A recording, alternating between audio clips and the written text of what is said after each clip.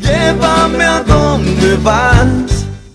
Así es, para informar que desvincularon del caso de estafa a la empresaria ex modelo Suni Castiñeira. Ella había sido imputada por un supuesto hecho de estafa a una cooperativa. La ex modelo sostiene que es inocente y que fue ella la perjudicada.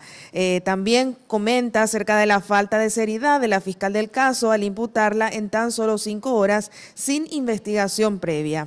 Suni no descarta ahora actuar judicialmente, ya que dice que su imagen y reputación fue dañada con las acusaciones. Alega que si no fuese por las pruebas presentadas por ella, nunca se hubiese descubierto la estafa en contra de dicha cooperativa.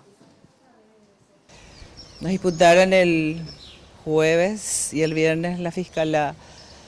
Por supuesto que después de arrimarle todos los documentos, videos y todo lo que tenemos, se dio cuenta de que nosotros sí somos verdaderamente víctimas de estafa por parte de estas personas, María Isabel Ocampos y Víctor Páez, que es empleado de la cooperativa Chortizar, y que los perjudicados somos nosotros, y que lo único que hicimos fue ir a reclamar a la empresa Chortizar nuestra factura legal, como corresponde, porque el señor Páez había firmado esa factura y había sellado dentro de la empresa Chortizar como responsable de Chortizar, y nosotros no hicimos nada más que hacer los actos legales.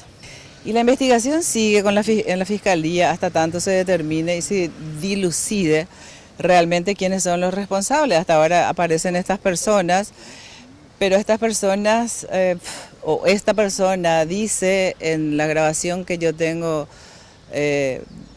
entregada a la Fiscalía y también en mi Facebook, en donde dice y afirma que varias veces se recibió esa mercadería dentro del depósito de Chortizar. Llévame a donde vas.